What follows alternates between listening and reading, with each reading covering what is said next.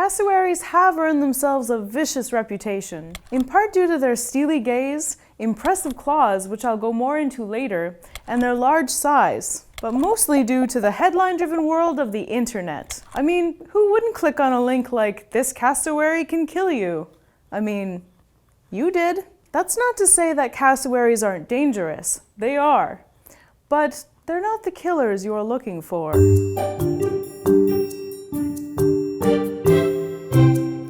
Hi, I'm Danielle Dufault, and you're watching Animalogic. Cassowaries are the second heaviest flightless birds, bested only by the ostrich.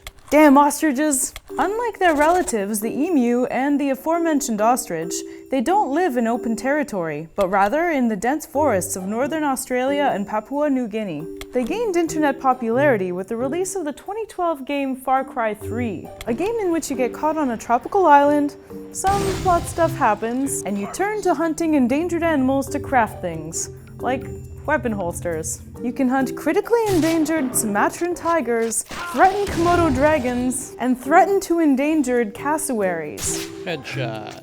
Somehow, you're the good guy? Also, not to get sidetracked, but I mapped the ranges of all the animals in Far Cry 3, and sadly, none of them overlap in the drastic way that they do on the island featured in the game. There are 3 types of cassowaries. The southern cassowary is the most common and the biggest. It's also known as the double-wattled cassowary and can be found in southern New Guinea, Australia, and the Aru Islands. The northern cassowary is slightly smaller and only has a single wattle. A wattle is the red, you know what it looks like, thing dangling from its throat. Finally, the dwarf cassowary is the smallest of the 3 and can be found in New Guinea, New Britain, and Japan. The southern cassowary, fully grown, can reach 6 feet or 1.8 meters tall, which I'll remind you is 6 inches or 15 centimeters taller than Tom Cruise. Probably their most impressive feature is their deadly razor-sharp claws, of which they have 2, one on each of their 3-toed feet. The claws are used for self-defense and can reach up to 5 inches or 12 centimeters long. They kick up their powerful legs to slice open any predator that dare approach. That, or they use them for digging up fallen fruit. Not as badass. Still useful. Behind that kick is some serious strength. They have legs that can carry them up to 30 miles or 50 kilometers an hour, which if you're checking is faster than Usain Bolt, and probably Tom Cruise. Not only that, but they can jump 7 feet or 2 meters straight up in the air. Despite their fearsome abilities, their diet is made up primarily of fruit and fungus.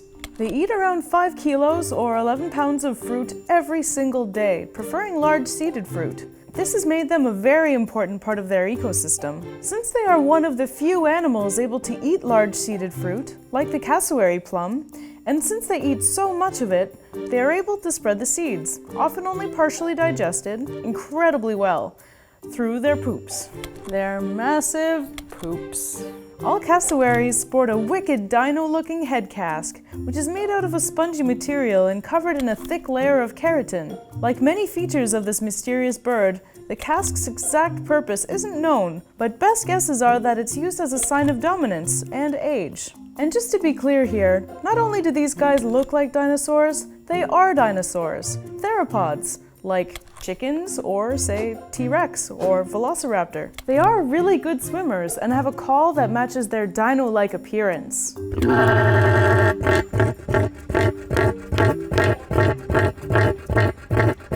This deep, scary, low rumble is called a boom and is used to communicate through the dense rainforest.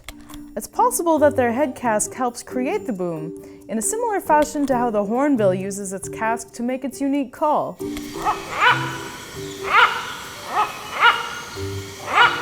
Courting and mating occurs for about a month, and after laying the eggs, the female takes off, leaving a single dad to incubate the eggs and raise the young. Baby cassowaries, by the way, are adorable and incredibly playful. They follow dad around for around 9 months, copying everything he does. They're even known to play the cutest game of hide and seek that you've ever seen. Once they're old enough, dad will kick them out of the house and find another female to start the whole process over again. Females, on the other hand, will mother several families at once, and if she runs into her young, she'll attack them. Mama don't care. If two males run into each other, they'll fluff themselves up and rumble at each other until one of them backs off and leaves. But if a female shows up to the party, all she has to do is look at a male to send him running. When not racing young, despite what Far Cry 3 might have you believe with their hordes of cassowaries, cassowaries are solitary animals. They live in loosely defined territories and will usually only leave those territories when looking for a mate. Cassowaries are known to be a vicious creature by locals, and this sentiment has been further compounded by the general internet community. But since 1926, there has only been one human death by cassowary, and that was by someone who was trying to kill the cassowary.